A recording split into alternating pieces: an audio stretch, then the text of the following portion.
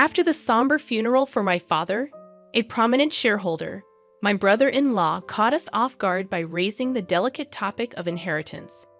The focus shifted to stocks and a substantial $5 million bequest, confidently asserting that my wife, the eldest daughter, and my sister was set to inherit this windfall. The revelation initially filled her with joy at the prospect of a significant inheritance. However, their excitement was short-lived when the family lawyer delivered the disheartening news that my brother-in-law had no legitimate claim to the inheritance. I, Greg Johnson, a 42-year-old office worker, reflected on my father's vibrant life. Despite his age of 78, he remained full of vitality, actively engaged in his work. My older sister, a perpetual source of trouble, led a carefree life, causing continuous worry for our parents. In her middle age, she introduced Aaron Corner, a man she intended to marry. Despite his youth and handsomeness, I couldn't warm up to him due to his demeanor. My sister demanded that our father finance her wedding, swiftly depleting the funds and unapologetically seeking more. A year after her marriage, tragedy struck. Our father collapsed while playing golf and passed away a few days later. Overwhelmed by grief, I found myself struggling with the funeral preparations, with no assistance from my sister. After the funeral, a lawyer visited our home to discuss the inheritance outlined in my father's will. While my mother and I were already aware of its contents, my sister and brother-in-law were oblivious until then. They shockingly claimed that the stocks and the $5 million inheritance should go to my wife. Stunned and speechless, my mother and I were taken aback. The lawyer corrected them, revealing that my brother-in-law had no right to inherit. Surprised and disappointed, my sister and her husband expressed disbelief and shock. The lawyer dropped another bombshell: my sister and I did not share the same father. This revelation left my sister furious, demanding an explanation from our mother, who wore an indescribable expression. The long-held family secret had finally come to light, leaving my sister shaken and seeking answers. "I'm sorry," our mother managed to say amidst the shaking emotions. "You are the child of my previous husband. Since childhood, my sister had teased me, claiming that Dad loved her more. Now faced with the truth, she seemed unable to accept it. However, she quickly shifted her stance, suggesting that if she was adopted, she would still have inheritance rights. Aaron chimed in, agreeing with her, yet our mother firmly denied any adoption, causing disbelief. "I'm the eldest daughter, and even Dad said so," my sister angrily declared, glaring at me in response. I felt my anger intensifying as I countered my sister's insatiable desire for more, despite the considerable amount of money our dad had already given her. My brother-in-law chimed in, supporting her claim and stating that it's natural to spend money on one's daughter. However, the lawyer intervened, drawing attention to the questionable spending, including debt repayment, and suggested reviewing the will. My sister panicked, claiming ignorance about any will. It turned out that our father had wanted to discuss and decide the contents with the family, but she had skipped it for frivolous reasons. When the lawyer proposed reviewing the will, my sister and her husband reluctantly agreed. The will clearly stated the transfer of property to my mother and me, explaining why my sister was not adopted. Her mistreatment of me and reckless spending had disappointed our father, realizing she had no right to the inheritance. My sister was visibly shocked, and her brother-in-law, who had initially supported her, suddenly changed his tune, accusing her of lying and abruptly leaving the room. In her anger, my sister blamed our mother for not asking to have her adopted, claiming it was unfair that only Mom received the inheritance. Frustrated, she cried and screamed, expressing her disappointment. Despite my sister's outrageous behavior, the lawyer remained calm, explaining that as the biological son, I had the right to receive it all. Before things escalated further, he warned that the police might need to be involved if the situation continued. My sister appeared startled by the mention of the police, given her history of repeated theft. As my mother spoke tearfully to her, she clicked her tongue and left the room. Half a year passed, and the inheritance proceedings were completed without issue. Despite some grumbling from my sister and brother-in-law, they couldn't stand against the lawyer's efficiency. My mother gave my sister a small amount of money, but I had no intention of interfering. The frustrating part for our family was that the two had disappeared. Their blatant greed was so evident that even our relatives were lost for words. One day, my wife suggested that my mother, daughter, and I go out to eat. Since my father's passing, our mother had been down, but she showed smiles when with her granddaughter. I suggested to my mother, "Why don't you live with us?" But you know, Rook still comes home occasionally. Sis only comes around to beg for money, doesn't she? How long does she plan to keep this up? The reason my mom defends my sister is that she is her blood-related child, and there might be concern that if we visit our family home, my sister might cause trouble again. Understanding that, I told her to take her time thinking about it and then drove my mom to our family home. Upon arrival, we encountered something unexpected. The lights were on in our supposedly empty home. It wasn't the time for the helper to come, so we were puzzled. I parked the car, suggesting, "Let's go up and have some coffee with Mother." We got out of the car and headed to the entrance, but the moment we approached the door, a car came rushing in. "Mom, watch out." Hearing my daughter ahead of me, I shielded my wife with my body. The car just grazed me, and I managed to dodge it, but I collided with a nearby flower bed, injuring myself badly. The car stopped after hitting the garage door. "Are you okay, Dad?" My wife and daughter rushed over, supporting me. Mother was trembling in shock at the sudden event. Understandably, from that moment on, a day of turmoil began. I was taken to the hospital by ambulance and had to be hospitalized briefly. Later, I heard that Aaron Warner, my brother-in-law, was driving the car. According to the police, he explained that he mistook the accelerator for the brake. However, I had my doubts about that story. Amidst all of this, my sister and mother visited me in the hospital. Mother left briefly to arrange flowers, and during that time, my sister coldly looked at me and said, "You're only tough and bodied, huh?" With a slightly disappointed tone, I couldn't help but give her a smile. If I had died in the accident, Mom would inherit everything, right? "Messed up your plan," I said a bit sarcastically, and my sister looked uneasy. "You planned this, didn't you?" When I asked, my sister looked away, and I added, "But I won't be accepting Mom's share, so it won't work out for you." My sister looked surprised at this. She probably thought I would naturally accept it.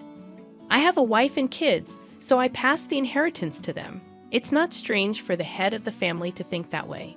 Even so, I've made a will early, like Dad did. My sister was taken aback at this. "What? So that means—" "Yeah, unfortunately, my share of the inheritance won't go to Mom." My sister stared at me, then began to shake with anger. "There's $5 million, right? You could at least share a bit."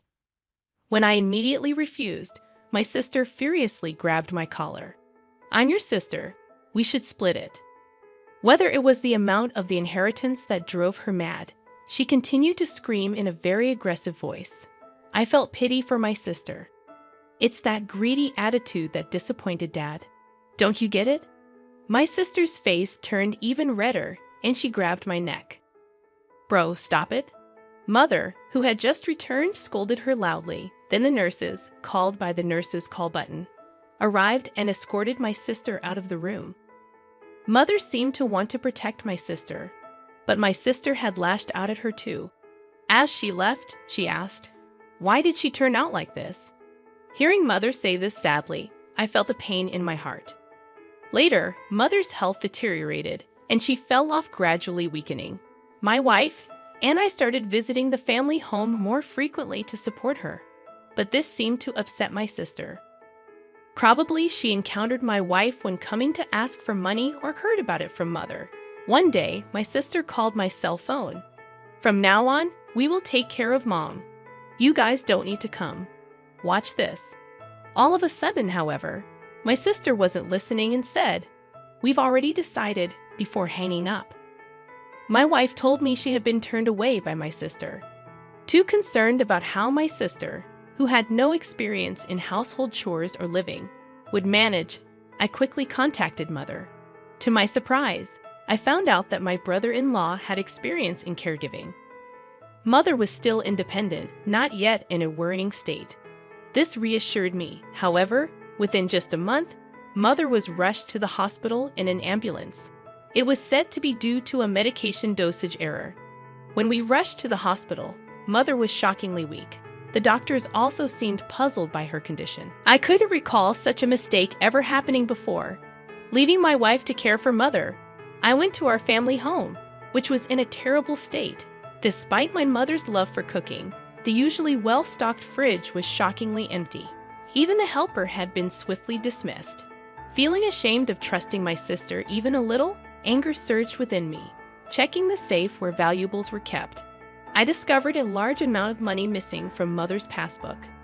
The passbook with the inheritance was secure in a bank locker, but there was hardly any money left for living expenses. Returning to my mother, I explained the situation and revealed my sister's betrayal. Brooke did such a thing.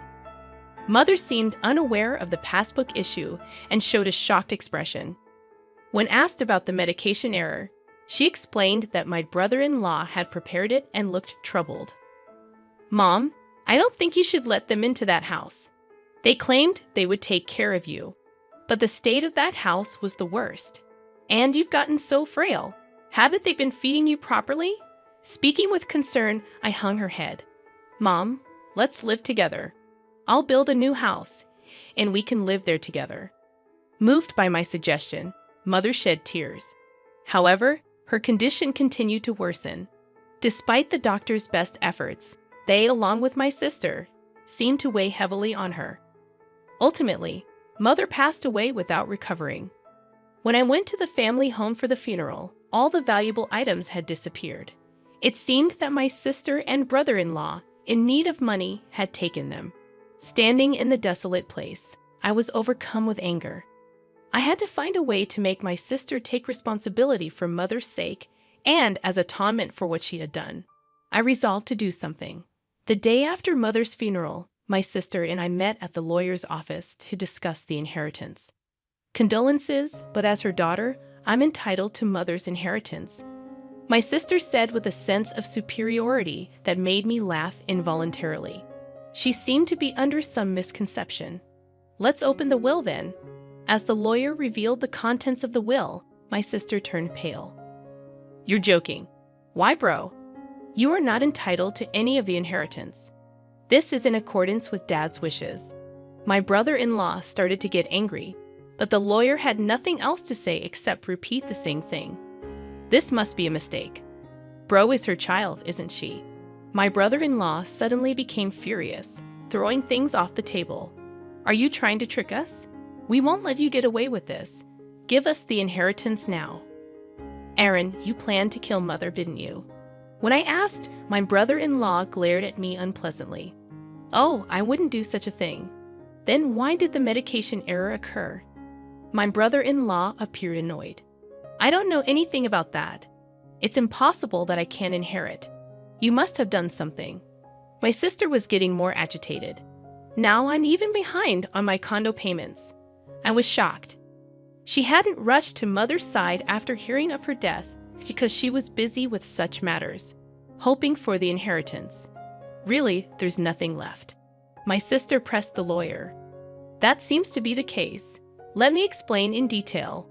The lawyer explained the details of the inheritance. Ultimately, after deducting what my sister had withdrawn and sold, there was hardly anything left for her to inherit. My sister held her head in dismay. I had discussed this in advance with the lawyer. I found satisfaction with the outcome. "Stop joking. There can't be so little." My mother and I hadn't told my sister, but most of Mother's property had already been distributed to my children, her grandchildren. Therefore, there was already little left to inherit. However, my sister kept murmuring her dissatisfaction. I felt nothing but resentment towards my sister, who had lived off the money given by father and now Mother, thinking she could rest easy knowing I would take care of her. "But you just took her money. You are a true disgrace to our parents." I raised my voice in frustration. "Caring for someone costs money, you know. Don't you understand? Then show me the receipts for what you spent on mom's care. I'll cover any necessary expenses. As I extended my hand, my sister turned pale and was at a loss for words. I threw those away. That's not good. Without receipts, it can't be proven as evidence. Hearing the lawyer's words, my sister struggled to find a response. During this, my brother-in-law tried to calm me down. Greg, your sister is in a tough spot. Maybe you could help her out a bit as family. I cannot. My immediate response left my brother-in-law speechless. I've been hurt by my sister for a long time. Frankly, I feel like it's karma, but you're the only siblings, maybe just a little. He tried to say more, but I refused. I was filled with anger, and so was my brother-in-law, apparently. Dan, if that accident had worked out, Rook would have had the entire inheritance. What accident? Before I could ask, my brother-in-law started talking on his own. Because of this brother, things didn't go as planned. I was supposed to get a new car, but now there's barely enough money left even for repairs. My sister tried to stop him, but it was too late. That's a pretty serious statement. You could be accused of fraud. The lawyer held a recorder, smirking at my sister and brother-in-law. What the heck? Isn't that against the rules to do that? You agreed to our conversation being recorded at the beginning, didn't you? Called out by his own words, my brother-in-law's face turned pale. To him, I had one thing to say. Aaron, I will be pressing charges about that accident. Don't joke. Where's the evidence? The evidence has just been provided by you. My sister, crying, began to hit my brother-in-law. You idiot! It's all your fault. Why did you say that? Later, my brother-in-law faced legal consequences for his actions. Additionally, unresolved suspicions about his past emerged, requiring police involvement. For some time, my sister, as an accomplice, was said to face lesser charges. However, struggling with her condo payments, she was turned away by relatives when she asked for money. In contrast, I chose to work earnestly and not rely on inheritance. Now, receiving stock dividends has become a small pleasure in my life. In the aftermath of the legal proceedings, the rift between my sister and me widened. The family bonds that were already strained became nearly non-existent. Despite her attempts to seek support from relatives, my sister faced a cold shoulder and her financial struggles continued. Meanwhile, I focused on building a stable and fulfilling life for my own family, working diligently. I found solace in providing for my wife and children without relying on the tumultuous inheritance battles that had plagued us. The stock dividends became not just a financial benefit, but a symbol of my commitment to a more secure and principled life. Over time, my sister's situation didn't improve. The consequences of her actions weighed heavily on her, both financially and emotionally. It became a stark reminder of the importance of responsible choices and the lasting impact they can have on one's life. As the years passed, I held no ill will towards my sister, recognizing that everyone faces their own battles and makes their own choices. Still, the events that unfolded served as a powerful lesson about the significance of integrity, responsibility, and the enduring consequences of one's actions. In the midst of the turmoil, I found strength in forging ahead with resilience, determined to create a future that wasn't tainted by past misfortunes. The dividends, once a mere financial gain, evolved into a testament to the enduring power of personal growth and the ability to rise above adversity. Life moved forward, and I embraced the opportunities to thrive, leaving behind the shadows of familial discord. The lessons learned from this chapter of my life became an integral part of shaping my values and decisions, ensuring a legacy built on principles rather than the pursuit of material gain. In the end, it was not the inheritance that defined my journey, but the choices made along the way. Choices that led to a life grounded in authenticity, resilience, and a commitment to building a better future for those I cared about the most.